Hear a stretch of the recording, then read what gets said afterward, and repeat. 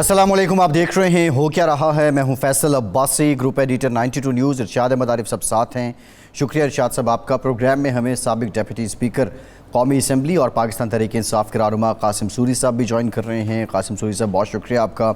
आपसे गुफ्तगू करेंगे। आज दूसरा दौर हुआ है हुकूमत और अपोजिशन के बीच मुज़ाकरात का, और बज़ाहिर जो बॉडी लैंग्वेज लग रही है दोनों जानिब से, दोनों फ़रीक़ैन की जानिब से, वो बड़ी हौसला अफजा है। इसहाक़ डार साहब ने कहा है कि मुज़ाकरात में पेशरफ्त हुई है।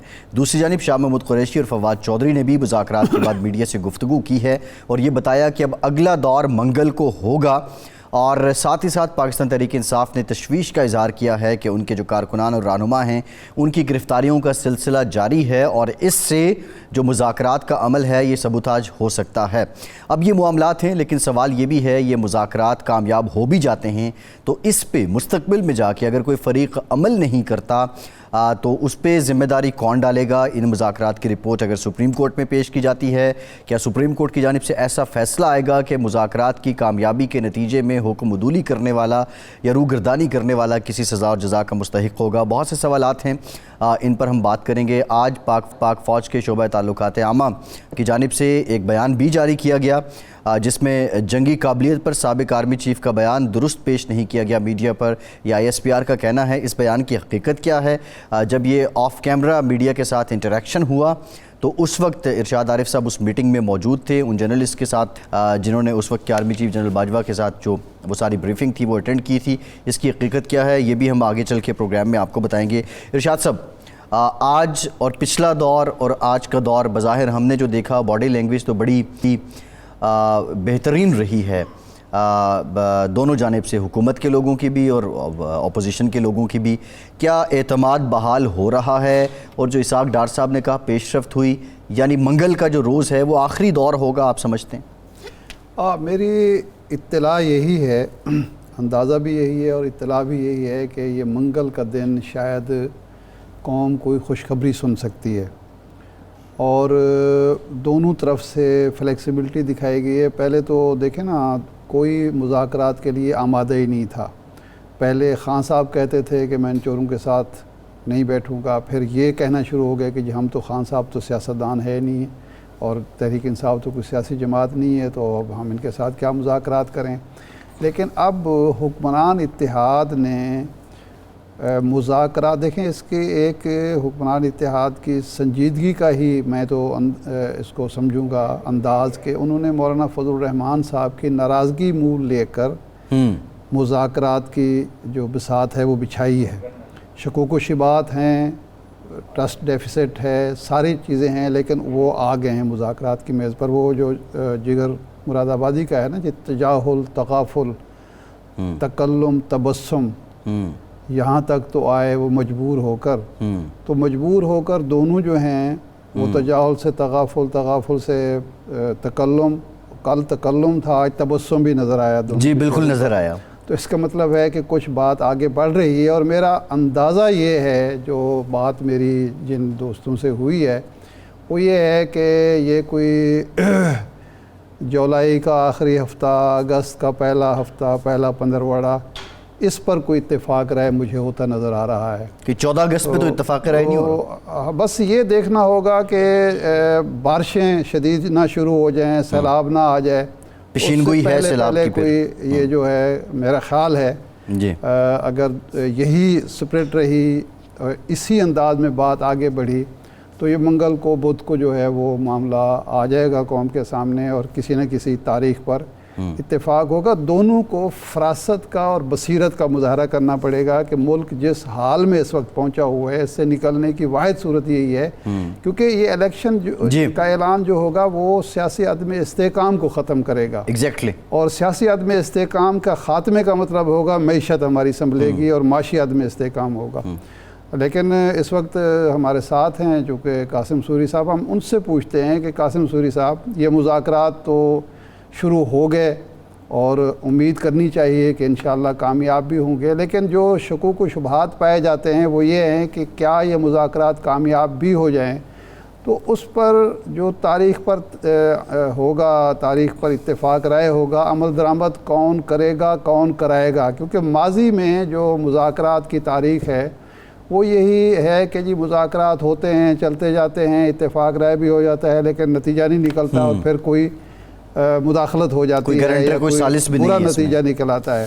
तो अब आप मुतमईन हैं कि ये एक तो मुज़ाकरात सही समत में चल रहे हैं और दूसरा ये है कि इन पर अमल दरामद भी होगा जो इत्तेफाक राय हुआ जिन उमूर पर? सबसे पहले तो बात यह है कि इंतखाबात की तारीख पंजाब में दी जा चुकी है सुप्रीम कोर्ट की तरफ से 14 मई जी। और जो आइन में है कि 90 दिन, उससे नज़दीक तरीन तारीख का ऐलान हो चुका है। हुकूमत वक्त चाहती है कि एक ही टाइम में वफाक और सूबों के इंतखाबात हों।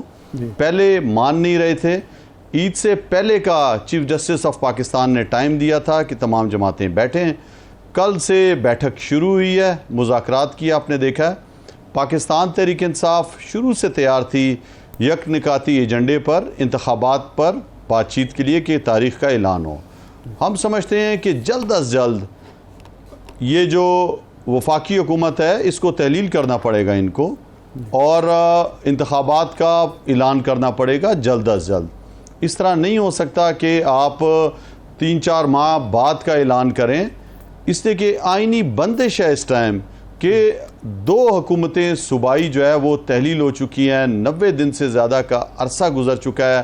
गैर आइनी तौर पर इस टाइम सूबाई निगरान हुकूमतें मौजूद हैं।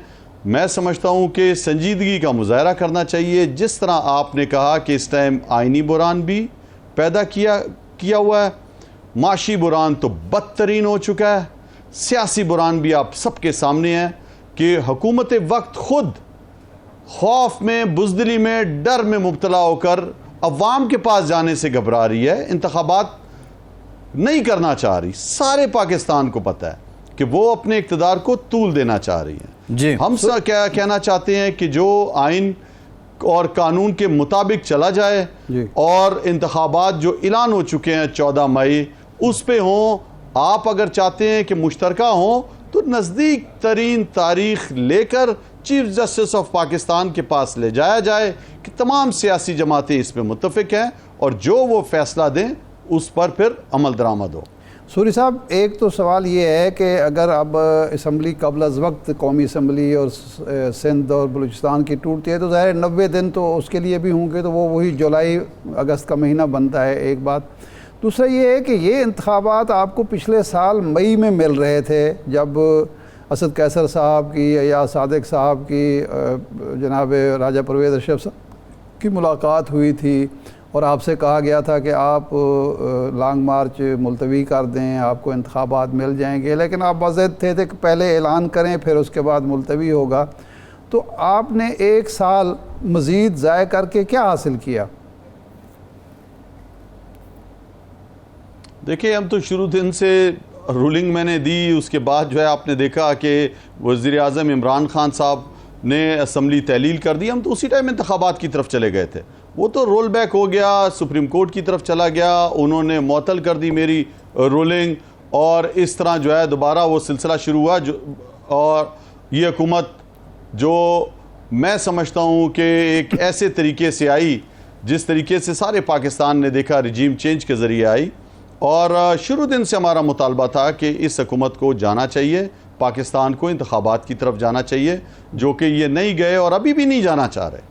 अभी भी जो इनकी टेंशन है वो यही है कि किसी तरह इक़्तिदार को तूल दिया जाए, आइनी बुरहान पैदा कर दिया जाए, सुप्रीम कोर्ट की बात ना मानी जाए। इनका राय पहले से भी 97 में भी इन्होंने सुप्रीम कोर्ट पर हमला किया हुआ था। आज फिर ये जो है वो कौमी असम्बली में बैठकर जो एक इस्तिस्ना हासिल होता है कौमी असम्बली के मेंबर को, उधर से गोला बारूद ज़बानी तौर पर जो है सुप्रीम कोर्ट की तरफ कर रहे हैं। हम सबको पता है कि क्या क्या बातें कर रहे हैं, करारदादें पेश कर रहे हैं। करारदाद पेश करने से आइन में तरमीम नहीं होती। आप जितनी भी करारदादें इस तरह की ले आओ, वो सुप्रीम कोर्ट के फैसले को नहीं रोक सकता अमल दरामद कराने पर। सही है, सबको पता है, सियासी लोग हैं लेकिन सियासी तौर पर इस्तेमाल कर रहे हैं और लोगों को गुमराह करने की कोशिश कर रहे हैं। अब सवाल ये है, आप वो असेंबली में बैठे हैं, वो चाहती है कि माशी और सियासी बुरान खत्म हो, तनकीद कर रहे हैं सुप्रीम कोर्ट पे। आप असेंबलियों से निकल गए, अब आप असेंबली में वापस जाना चाहते हैं, 2 हुकूमतें आपने अपनी तोड़ दी, तो क्या ये सारे फैसले सियासी एतबार से दुरुस्त थे? इलेक्शन तो फिर भी आपको नहीं मिला, 12-13 महीनों से आप तो सड़कों पर ही हैं। देखें, ये जो 10-12 महीने हैं, इससे अवाम की आंखें खुल गई हैं। अवाम ने देख लिया है कि ये किस तरह के जमहूरी लोग हैं, ये किस तरह इंसानी हकूक़ की पामालियाँ कर रहे हैं, ये किस तरह जबर का निज़ाम चलाते हैं, किस तरह पीछे बैठ के कंट्रोल किया जाता है चीज़ों को, और किस तरह इबरत एक आदमी पर 150 केसेस बना दिए गए, किस तरह कातलाना हमला किया जाता है। ये सारी चीज़ें लोगों ने देख ली हैं। तो मेरा कहने का मतलब ये है कि हमने तो पूरी कोशिश की आइन और कानून में रहते हुए जो है वो आवाज़ उठाएं और इंतखाबात की तरफ जाएं। आइन और कानून के तहत असम्बलियाँ तहलील की गई हैं और 90 दिन का जो मैक्सिमम दिन है, 90 दिन, इससे पहले भी हो सकते हैं। पाकिस्तान में हमेशा 45 से 60 दिनों के अंदर इंतखाबात हुए हैं, कभी 90 दिन की तारीख पे नहीं गए इतना लंबा। तो इन्होंने तो 90 दिन भी क्रॉस कर दिए। हमने इस्तीफ़े इसलिए दिए थे, इज्तिमाई इस्तीफ़े, कि हम सारे जल्दी इलेक्शन चाहते थे। इज्तिमाई इस्तीफ़ों को सुप्रीम कोर्ट ने कहा कि ये मंजूर नहीं हो सकते, एक एक बंदे को बुलाना पड़ेगा। ये आपके राजा परवेज साहब ने कौन सा सबको बुलाया? उसी को बुनियाद बनाकर डर के कि जब देखा कि असम्बली जा रहे हैं। नहीं साहब, जब आपने इस्तीफे मौसूल किए थे, बलूचिस्तान हाई कोर्ट ने, लाहौर हाई कोर्ट ने, इस्लामाबाद हाई कोर्ट ने इलेक्शन कमीशन भेज दिए थे। इलेक्शन कमीशन का जो नोटिफिकेशन था उसको जो है मुअत्तल किया हुआ है। सूरी साहब, जो आपकी आईनी पोजीशन थी, जो मनसब आपके पास था, उसका तकाजा क्या था जो आपने इस्तीफे मंजूर करके भेजे? आपके तय वो इस्तीफे मंजूर हो चुके थे जो आप इलेक्शन कमीशन को बकौल आपके कई बार आप कह चुके हैं कि आप भेज चुके थे, आपने वो इस्तीफे मंजूर कर लिए थे? बिल्कुल, मैंने तो इलेक्शन कमीशन को भेज रहा था और उससे पहले मैंने इस्तीफ़ा दे दिया। ये सारा काम जो था आपको पता है ब्यूरोक्रेसी का था, जो नेशनल असेंबली में होती है। नहीं, इस्तीफे वो मंजूर हो गए थे या नहीं हुए थे? पीटीआई के दिए और उसको मैंने मंजूर किया। नहीं, वो मंजूर हो गए थे पीटीआई की, तो मैंने मंजूर कर लिए थे, इलेक्शन कमीशन में नहीं पहुंचे थे अभी तक। तो राजा साहब मंजूर कर रहे हैं, तो इसमें क्या मसला है? जब आपने मंजूर कर लिए, वो तो पहले से ही मंजूर हो चुके। उन्होंने रोक दिया, उन्होंने जो है करारदाद लेके आए, उसके बाद उन्होंने कहा कि मैं एक एक को करूंगा। हम दोबारा उनके पास गए कि एक एक शख्स से तस्दीक करूंगा, तुम्हें कोई प्रेशर तो नहीं है? जो सुप्रीम कोर्ट ने जो कहा हुआ है उसके मुताबिक, जो रूल्स में लिखा है उसके मुताबिक करूंगा। हमने कहा ठीक है जी, आप करें। उसके बाद अचानक फिर पता नहीं ख्वाब में क्या आया उन्हें कि उसके बाद उन्होंने इकट्ठे 35 एक दफ़ा किए, दोबारा 35 इस्तीफे मंजूर किए और उसके बाद जो है वो 70 के करीब और इस्तीफे मंजूर किए। अच्छा सूरी साहब, ये फरमाएं कि अब इस वक्त सूरत हाल ये है कि इमरान खान साहब सिक्योरिटी थ्रेट्स की वजह से घर से नहीं निकल सकते, इज्तिमात में नहीं जा रहे, और 14 मई की बात कर रहे हैं, लेकिन मुखालिफ जो आपके हैं या हुक्मरान इत्तेहाद है वो तो इलेक्शन में नहीं जा रहा, चुप करके बैठा है। लेकिन आपने भी कोई कैंपेन पंजाब में शुरू नहीं किया, हमें कहीं कैंपेन नज़र नहीं आ रही। तो ये जो जनरल इलेक्शन का अगर ऐलान हो जाता है तो तब भी आपकी स्ट्रेटजी यही होगी कि खान साहब घर से बैठ के जो वीडियो लिंक पर खिताब किया करेंगे, या वो इज्तिमात में जाएंगे, अपने कारकुन को मुतहर्रिक करेंगे? देखिए, पाकिस्तान तहरीक इंसाफ ने तो पूरा इंतखाबी अमल अपना कंप्लीट कर लिया है। उन दिन रात बैठ के इंटरव्यूज़ किए हैं इमरान खान साहब ने, हर हल्के के रिव्यूज़ के बाद हो चुका है, टिकट्स मिल चुकी हैं लोगों को, अलॉट कर चुका है पाकिस्तान तहरीक इंसाफ, और वो तमाम लोग जो है अपने हल्कों में उन्होंने काम भी शुरू कर दिया उम्मीदवारों ने। इमरान खान साहब आज भी सबको पता है कि उनकी जान को शदीद ख़तरा है, उसके बावजूद आज लाहौर से उन्होंने सफ़र किया, इस्लामाबाद हाई कोर्ट में पेश हुए हैं और उसके बाद वापस पहुंचे हैं। मैं समझता हूं कि उनको एज ए साबिक वजीर आजम पूरी सिक्योरिटी फराम करनी चाहिए, जो उनका हक है। नहीं कर रहे सिक्योरिटी फराम, घर पे हमले कर रहे हैं, डरा रहे हैं, धमका रहे हैं। आज भी इस्लामाबाद हाई कोर्ट के बाहर जो है वो हमारे नहते पुरअमन कारकुन जो गाड़ियों में बैठे हुए थे, गाड़ियों से निकाल कर उनको गिरफ्तार कर लिया गया है। एक तरफ तो ये जबर का निज़ाम शुरू है, फसादियत शुरू है, आइन और कानून की धज्जियां उड़ाई जा रही हैं, और एक तरफ कहते हैं कि आए टेबल पे बैठ के मुज़ाकरात करें, इंतखाबात यकनिकाती एजेंडे पर फिर भी पाकिस्तान तहरीक इंसाफ इनके साथ टेबल पे बैठी हुई है कि अगर आप मुखलिस हैं, आप चाहते हैं कि अवाम के पास जाया जाए और उनको इख्तियार दिया जाए आने वाली हुकूमत का, इस मुल्क में माशी सियासी बुरान ख़त्म किया जाए, तो आए बैठें और जल्द अज जल्द की तारीख पर मुतफिक हों। जी अच्छा सूरी साहब, ये लेकिन अभी मैं देख रहा था टीवी पर कि जब फवाद चौधरी साहब ने बात की वज़ीर कानून से और शाह महमूद कुरैशी साहब ने इसहाक डार से, तो पता ये चला कि हुकूमत ने कहा कि ना तो हमने गिरफ़्तार करने का हुक्म दिया था और ना ये हमारा मंशा है कि मुज़ाकरात को सबोटाज किया जाए। तो फिर ये गिरफ़्तारियाँ कैसे होगी? ये IG जो इस्लामाबाद हैं, ये आज ख़ुद सारा कुछ कर रहा है। तो मैं समझता हूँ ये हाथी के दांत दिखाने के और खाने के और हैं, और इस हुकूमत को कौन चला रहा है वो भी हम सबके सामने है कि किसकी वजह से ये इतना तूल दिया हुआ है इस हुकूमत ने। तो ये तो डमी, मेरा ख्याल शायद फिर बैठे हुए हैं, कह दें कि हम तो डमी हैं, बेख्तियार हैं, हुकूमत तो कोई और चला रहा है, ये ऐलान इनको कर देना चाहिए। जी ठीक है सूरी साहब, आप हमारे साथ रहिएगा, देख लेते हैं और ब्रेक के बाद कुछ दीगर मामलात पे बात करेंगे। हमारे साथ रहिए।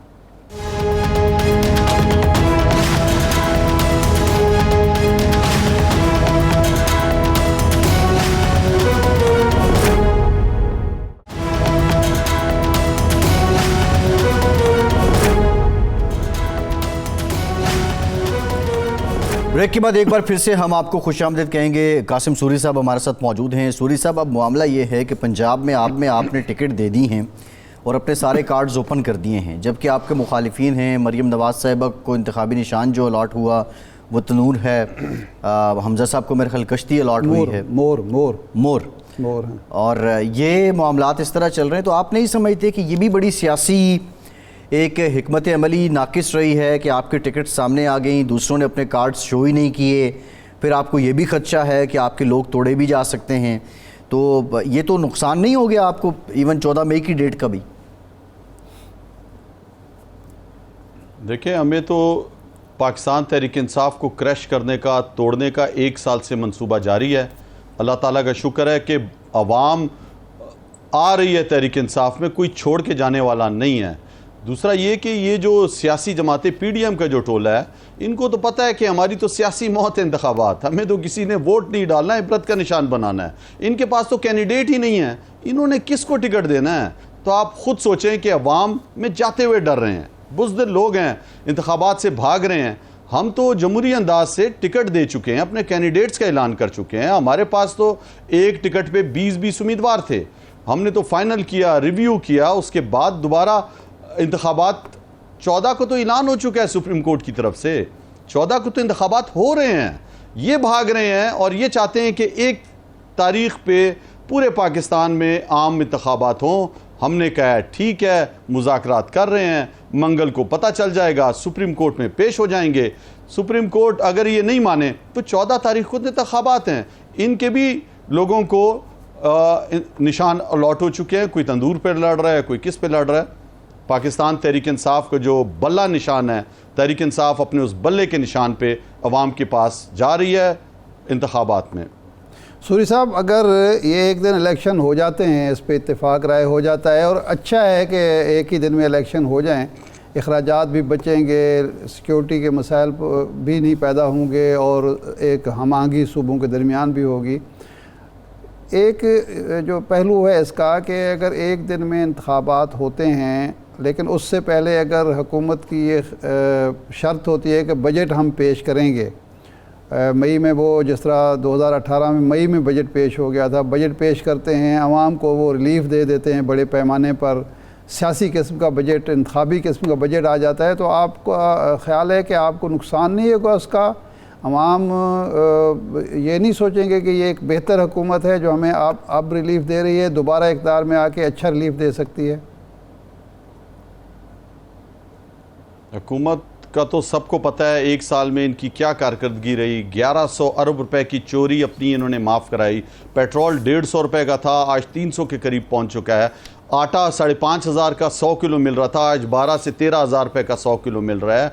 डॉलर जो है 187 रुपए का था, आज 300 रुपए का पहुंच चुका है। फैक्ट्रियां चल रही थी, एक्सपोर्ट हो रहा था, आज फैक्ट्रियां बंद हो गई हैं, बेरोजगारी फैल गई है। आप सबके सामने है पाकिस्तान, चलता फिरता पाकिस्तान। रेमिडेंस आ रहा था पाकिस्तान के अंदर वो ख़त्म हो गया है। 6.1% से जीडीपी हमारा ग्रोथ कर रहा था, आज जो है वो माइनस में चला गया। तो पाकिस्तानी ने तो तौबा कर रहे हैं इनसे, इनकी शक्ल नहीं देखना चाह रहे। आज एक इज्जतदार घर में भी जो है वो बिजली का बिल नहीं दे सकता, इतनी महंगाई हो गई है। गैस का बिल नहीं दे सकता, खाने पीने की चीजें नहीं ला सकता, आज ट्रेवलिंग नहीं कर सकता वो अपनी गाड़ी में, बच्चों की फीसें नहीं कोई दे सकता। आज तो आपने सफेद पोश का तो बुरा असर कर दिया है। आज भीख मांगने पे, खुद तो भिखारी थे, खुद तो कहते थे हम भिखारी हैं, आज अवाम को भी शायद भिखारी समझा है। पाकिस्तानी अवाम नहीं है भिखारी। देखें बजट इनको पेश ये कर ही नहीं सकते, किस तरह बजट देंगे? और झूठा बजट ये जो लेके आए हुए हैं, जो बड़ा एक्सपर्ट समझ रहा था। मैंने तो बहुत दफा जी आईएमएफ से डील किया है, मुझे आईएमएफ का पता है। आज आईएमएफ आगे आगे, ये पीछे पीछे भाग रहा है, इसको लिफ्ट कोई नहीं दे रहा। तो मैं समझता हूं कि बजट आने वाली हुकूमत का हक है कि वो पेश करे। 5 बजट पहले से हो चुके हैं, आने वाली हुकूमत दे। नहीं तो क्या इंटरिम गवर्नमेंट बजट पेश कर दे? अगर ये इंतखाबात की तारीख देते हैं तो पाकिस्तान तहरीक इंसाफ उस पर राजी होगी, वरना 14 मई तारीख है। सूबों को आइन में खुद मुख्तारी दी हुई है 18वीं तरमीम ने। ये कभी भी नहीं हो सकता कि आप सूबों के लिए पैसे रोकें। आपको मैं एक और बात बताऊं, आर्टिकल 83 साफ साफ कहता है कि जो भी सप्लीमेंट्री बजट है या इंतखाबात के ये जो 21 अरब रुपए की जो बात है, ये सीधा आपने एग्जेक्टिव ने, वजीर आजम ने इसको साइन करना है। समरी सिर्फ पेश कर दी है वजीर खजाना ने, और वो वजीर आजम ने उस पर साइन करना है। ये इस पे बहस भी नहीं हो सकती कौमी असम्बली में, इस पर आप बता भी नहीं सकते। ये जो है ये आप वफाकी काबीना में भी नहीं दे सकते। जी। आर्टिकल 83 में लिखा है कि ये कैबिनेट हुकूमत ने नहीं पास करने हैं, ये एग्जेक्टिव ने करने हैं, वजीर आजम ने पास करने हैं। वजीर आजम की अथॉरिटी है और आने वाली जो भी हुकूमत होगी वो इसको पास करेगी। आखिरी सवाल सूरी साहब ये फरमाएं कि बाजवा साहब ने, खान साहब कहते हैं मुख्तलिफ मौके पर धोखा दिया, रजीम चेंज का हिस्सा बने, सारा कुछ, लेकिन वो खुद ही कहते हैं ये जो असम्बलियाँ मैंने पंजाब और केपी की तोड़ी बाजवा साहब के मशवरे पर, तो बाजवा साहब से ही क्यों मशवरा करके ये असम्बलियाँ तोड़ी हैं? उन पर इतना ज़्यादा एतमाद था? ये जो है इसी तरह ये बिल्कुल गलत बात है। उन्होंने तमाम आइनी माहिरीन से पूछकर आइन में जो सहूलत थी कि आप अगर नहीं चल सकती हुकूमत तो आप उसको तहलील कर सकते हैं। ये 18वीं तरमीम में सूबों को इख्तियार किया हुआ है। खुद कहते हैं कि जनरल बाजवा के कहने पे असम्बलियां तोड़ी। लिखा कि वो उसके इंतखाबात जो है वो जनरल इलेक्शन में साथ होंगे। जी, ये खान साहब ने कहा है कि जनरल बाजवा के कहने पे असम्बलियां तोड़ी हैं। मैंने मशवरा दिया था, उन्होंने मशवरा दिया था। देखिए उन्होंने, मुझे जो पता है कि आइनी माहिरीन से पूछकर और जो आइन में था उसके मुताबिक असम्बलियां तहलील की हैं, इसलिए कि उसमें आइन में साफ लिखा है कि 90 दिन में इंतखाबात होंगे। 90 दिन में इंतखाबात तो ये कराने नहीं जा रहे, पैसे नहीं दे रहे, पैसे भी ये लेके आ रहे हैं कि वफाकी हुकूमत ने ऐलान कर दिया। वफाकी हुकूमत कैबिनेट को कहते हैं, कैबिनेट का आर्टिकल 83 में कहीं जिक्र नहीं है। आर्टिकल 83 में जिक्र है कि वजीर आजम डायरेक्ट जो है उसको सिग्नेचर करेगा और अगले आने वाली हुकूमत जो है उसको पास करेगी। ठीक, बहुत शुक्रिया। कासिम साहब साबिक डेप्यूटी स्पीकर कौमी असम्बली हमारे साथ मौजूद थे।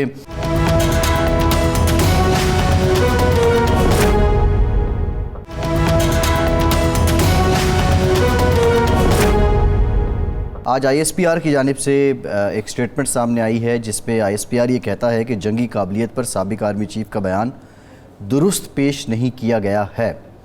अब वो जो मीटिंग थी तकरीबन गालिबन 2021 में थी, आप उसमें मौजूद थे, ज़रा उस मीटिंग का अहवाल बताइए। फिर जो यहाँ सहाफ़ियों की जानिब से इंकशाफ किया गया उसमें कितनी सदाकत है, और जो ISPR का ये कहना है कि इस बयान को सियाक़ व सबाक़ से हट के बयान किया जा रहा है या पेश किया जा रहा है, आप समझते हैं कि क्या वाक़तन ऐसा है? अब असब ये मीटिंग थी, रमज़ान मुबारक का महीना था, 14, 15, 16 रमज़ान होगी गालिबन 2021 है, मई का महीना है।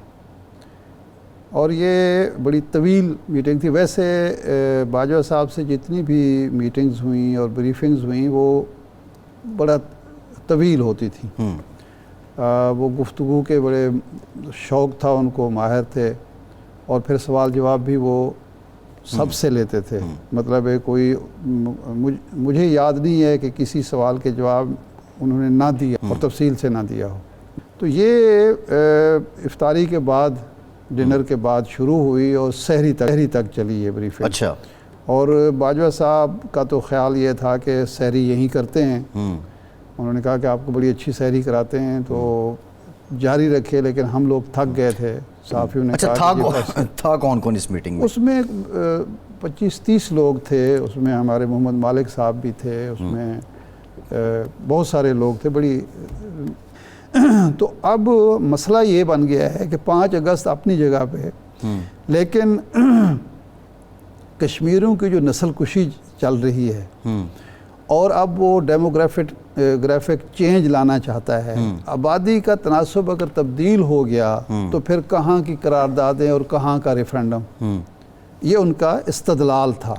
जनरल बाजवा ये दलील दे रहे थे। इसलिए हमें मुज़ाकरात चाहिए ताकि हम नस्ल कुशी को रोक सकते हैं तो रोकें, डेमोग्राफिक चेंज ना होने दें, कश्मीरियों की तादाद उनको अक़लियत में तब्दील ना होने दें। और साथ ही ये कहा कि जी बात यह है कि इकॉनमी के महाज पर हम मुसलसल श्रिंक हो रहे हैं, हमारी इकॉनमी श्रिंक हो रही है। इंडिया की इकॉनमी जो है वो बढ़ रही है। उस वक्त उन्होंने बताया कि उस वक्त गालबन को $400 बिलियन के उनके रिजर्व हो चुके थे, अब तो 500 से भी 600 हैं। हाँ, 500 से ज़्यादा हैं। तो हमारी हालत वो थी, ये हालत तो नहीं थी जो आज है कि $3-4 अरब पे खड़े हुए हैं। उस वक्त हम कोई $23 अरब पे थे, पाकिस्तान के जो रिज़र्व थे।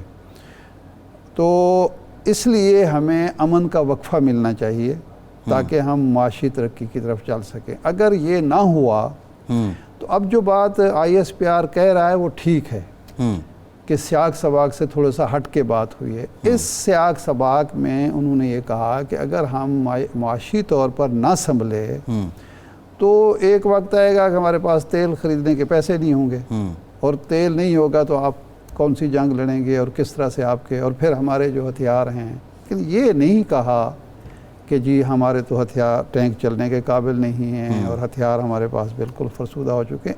ऐसी मायूस कुन बात नहीं हुई। एक उन्होंने पेश किया मुस्तकबिल का मंजरनामा कि अगर हम अपनी इकॉनमी बेहतर नहीं करते तो ये खदशात लाहिक हो सकते हैं जी। अच्छा, अब जब ये इंटरव्यू आया और बहस शुरू हुई, मैंने भी एक ट्वीट की तो हम पीछे पड़ गए कि जी उस वक्त आप ये क्यों नहीं बोले और उस वक्त क्यों इंकशाफ नहीं किया। ये बात मतलब ये सोच ही गलत है। लेकिन आज भी आई थिंक ये बात पब्लिक में आनी चाहिए थी शायद से, बतौर सहाफ़ी बताइए ना, मतलब कुछ नहीं क्यों नहीं आनी चाहिए। देखें, आप ब्रीफिंग्स में बहुत कुछ सुनते हैं और वक्त का इंतज़ार करते हैं कि किस वक्त उसको अफशा करना चाहिए और किस चीज़ को अफशा करना चाहिए, ये सहाफ़ी ने फ़ैसला करना होता है। लेकिन उस ब्रीफिंग में ये नहीं है कि बाजवा साहब ने बात की और सब ने ठंडे पेटों बर्दाश्त कर ली। जो बात कहने की है कि बाजवा साहब को टफ़ टाइम मिला सहाफ़ियों की तरफ से। अच्छा। और इतनी ज़्यादा बहस हुई कि जी ये जो मुज़ाकरात का मामला है ये तो इंडिया का पुराना हथियार है जी। चीन के साथ जंग शुरू हुई, उस वक्त उसने मुज़ाकरात शुरू कर दिए। स्वर्ण सिंह और भुट्टो के मुज़ाकरात कई साल चलते रहे, नतीजा कुछ भी नहीं निकला। जब भी इंडिया दबाव में आता है, 90s में जब तहरीक आज़ादी कश्मीर में बढ़ गई तो फिर मुज़ाकरात हमारे शुरू हो गए, वाजपेयी यहाँ पहुँच गए, नतीजा क्या निकला।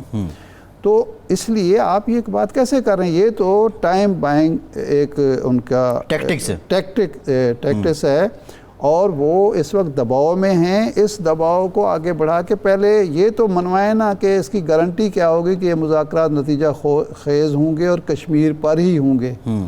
कि आप अगर हम पूरा कश्मीर भी ले लें तो सियासतदान और मीडिया कहेगा कि एक कुर्सी तो रह गई है वहाँ और एक चारपाई भी हम छोड़ आए हैं जी। तो वो ज़िच आ गए, ज़िच हुए गुफ्तगू से, और उसमें सारे राइट लेफ़्ट सारे सहाफ़ी उनको कह रहे थे कि ये आपकी जो बात है आप। अच्छा, उसमें जो पता चला ये कि इमरान खान साहब जब तक 5 अगस्त का इक़दाम वापस नहीं होता इंडिया के साथ ना मुज़ाकरात के हक़ में हैं और न तिजारत के हक़ में हैं।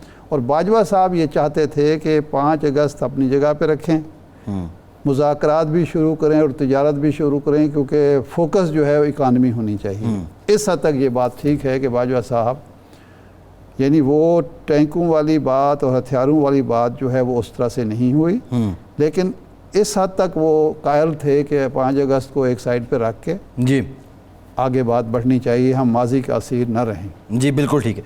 एक ब्रेक लेते हैं, ब्रेक के बाद दोबारा हाजिर गुफ्तगू का सिलसिला यहीं से जोड़ेंगे, हमारे साथ रहिए।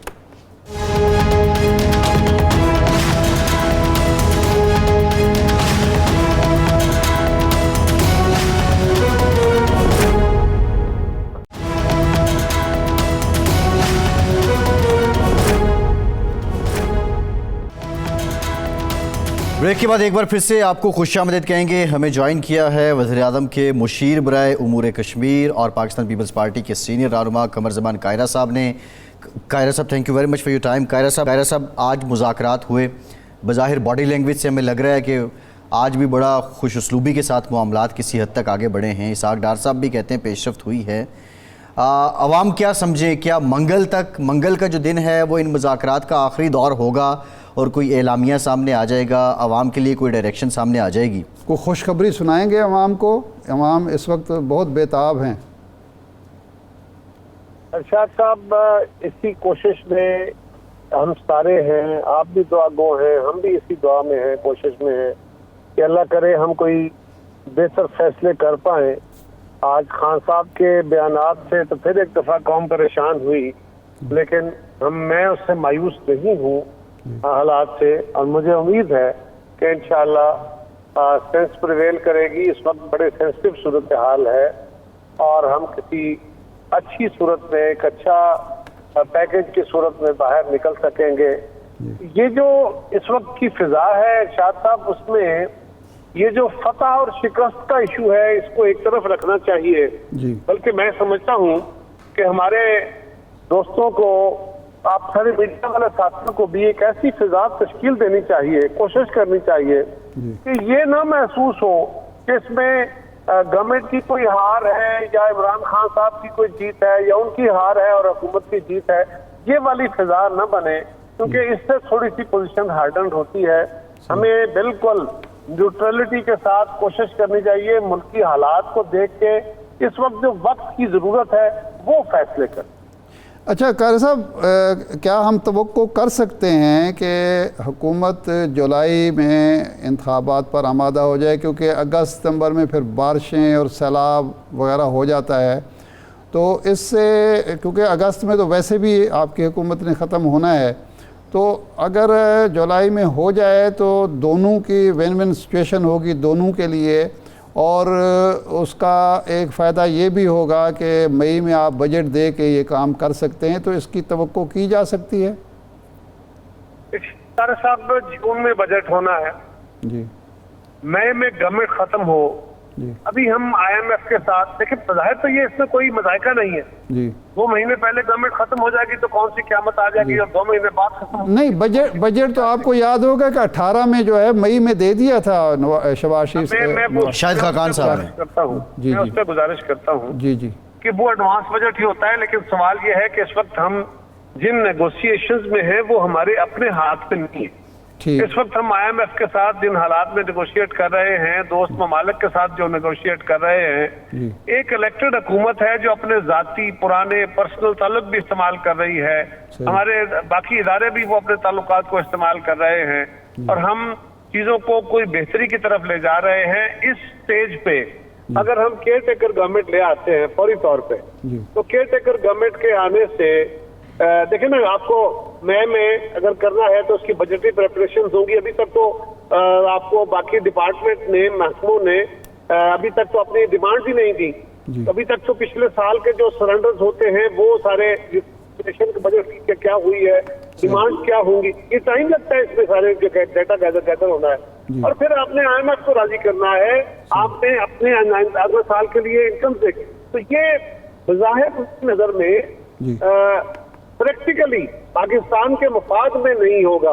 हाँ, खान साहब का इसरार इस पे हो तो अलग बात है, लेकिन 10 सितंबर में जाके इलेक्शन हो जाएगा तो क्या क़यामत आ जाएगी? नहीं, क़यामत इसलिए आ जाएगी कि ये जो 2 असम्बलियाँ टूटी हुई हैं और आइन की वायलेशन हो रही है, ये भी तो एक पहलू मद्देनज़र होना चाहिए ना जी। आइन की तो कोई वायलेशन नहीं हो रही थी। आइन की वायलेशन इसलिए नहीं हो रही कि 14 मई को होने वाला इंतखाब भी तो फिर आइन के वायलेशन नहीं है ना, अगर 90 दिन का ही वायलेशन का गिनना है। और दूसरी बात है कि आप बेहतर जानते हैं इससे पहले 1993 में भी और 2007 में भी दोनों दफा 5.5 महीने के बाद इलेक्शन हुए थे और वो वायलेशन नहीं थी, आइन के अंदर ही उसके रास्ते मौजूद है और वो वायलेशन नहीं हुई थी। आपको याद है शहीद की शहादत से पहले अकरम दुरानी साहब ने केपीके की असेंबली डिसॉल्व कर दी, उस वक्त सराहत असेंबली थी वो डिसॉल्व कर दी थी तो महीना सवा महीना पहले। इलेक्शन एक डेट पे हुए शुरू और इलेक्शन के करीब आके मोहतरमा की शहादत हुई, फिर महीना 2 महीने इलेक्शन हुआ, तो 5.5 महीने इलेक्शन हुए थे। सही है। अच्छा नहीं ये पाकिस्तान में प्रेसिडेंट मौजूद है। अच्छा कायरा साहब ये फरमाएं कि एक तरफ आप यानी हुक्मरान इत्तेहाद जो है वो 3 रुकनी बेंच को तस्लीम नहीं करता, उसके बेंच के फैसले को तस्लीम नहीं करता, दूसरी तरफ आप सप्लीमेंट्री ग्रांट मांगते हैं असम्बली से उसी फैसले के तहत जो रिजेक्ट हो जाती है, और फिर अदब एतमाद की तहरीक पेश कर देते हैं। अगर फैसला ही नहीं मानते तो एतमाद की तहरीक क्यों ले रहे हैं, सप्लीमेंट्री ग्रांट पार्लियामेंट से क्यों मांग रहे हैं? तो ये एक तजाद नहीं है आपके अपने तर्ज अमल में?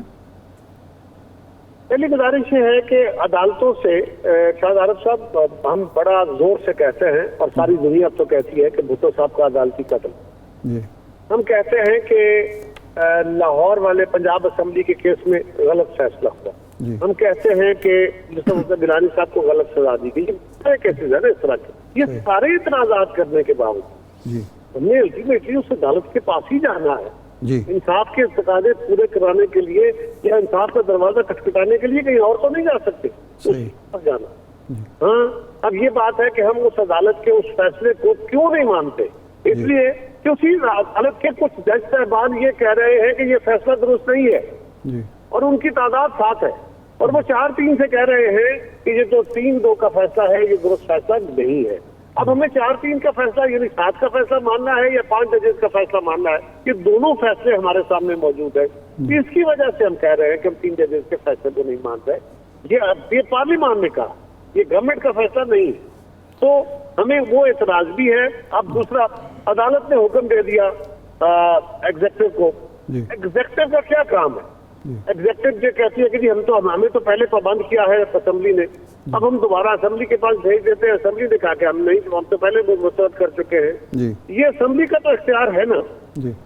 दुनिया का कोई कानून, दुनिया का कोई लॉजिक अदालत को 1 रुपया बल्कि 1 पैसा भी सुप्रीम कोर्ट या कोई अदालत अपने खर्च के लिए भी हुकूमत से अपने हुक्म के तहत नहीं ले सकती जी। उस हुकूमत को वो अपनी दरखास्त तो कायरा साहब आप करेंगे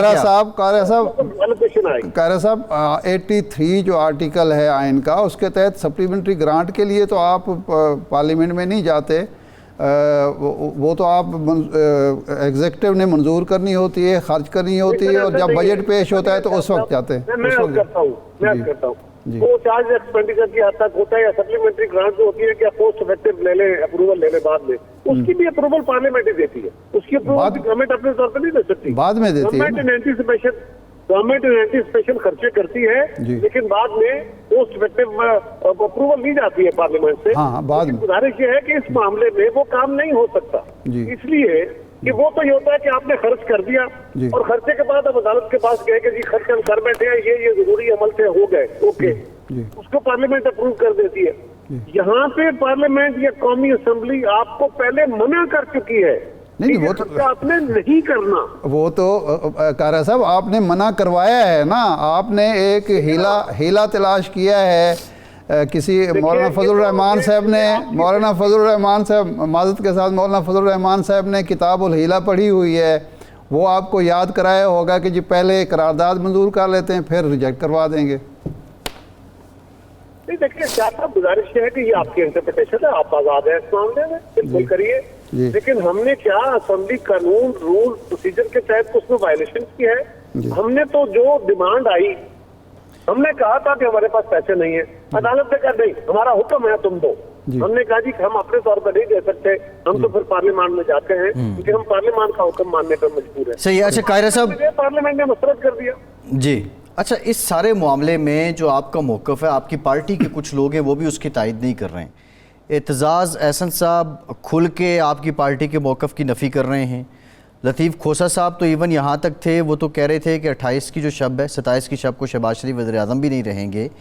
क्या ये पार्टी मीटिंग्स में भी ये दोनों रहनुमा ऐसी बातें करते हैं, और पार्टी का इस पे क्या मतलब, क्यों ये एग्री नहीं कर रहे अपने पार्टी के मौक़िफ़ से? आप भी तो हमें छेड़ने के लिए ही कहते हैं ना जी कि आप आपको ये कहते हैं। चौधरी साहब हमारे बुजुर्ग हैं, हमारे मोहतरम हैं, साहब हमारे बड़े भाई हैं, पीपल्स पार्टी से हैं। उनका मुस्लिम लीग के बारे में अपना एक बायस है। वो आजकल पार्टी के इजलासों में तो आते ही नहीं है, आते हैं तो अपना नुक्ता नजर देते हैं, और पार्टी के इजलासों में नुक्ता नजर देने का हक है। वो जब सीसी की मीटिंग होती है वहां आते हैं, खुल के अपना मौक़िफ़ बयान करते हैं। लेकिन किसी एक बंदे का मौक़िफ़ ये नहीं होता कि वो सारी जमात का मौक़िफ़ है, और ये नहीं होता कि कमर ज़मान ये कहे कि मैंने जो कहा वो मेरी जमात मेरी बात माने। वहां बैठे हुए 50 लोग 60 लोग एक मजलिस बैठती है, हर बंदा अपनी अपनी राय देता है, और मेजोरिटी की राय को सुनने के बाद ही या लीडरशिप फैसला करती है या वोट आउट हो जाती है, और मेजोरिटी की तरफ आपने चलना है। किसी एक फर्द की, 2 फर्द की, 10 अफराद की राय मुख्तलिफ हो सकती है। वो किसी एक राय पे हो 40 दूसरी तरफ, तो डेमोक्रेसी का तकाजा तो 40 के साथ जाने का है। जी ठीक, खैर साहब बहुत शुक्रिया आपके वक्त का, आप हमारे साथ मौजूद। इरशाद साहब, प्रोग्राम का टाइम ख़त्म हो गया, आपका शुक्रिया। आज के प्रोग्राम से इतना ही, इजाज़त दीजिए।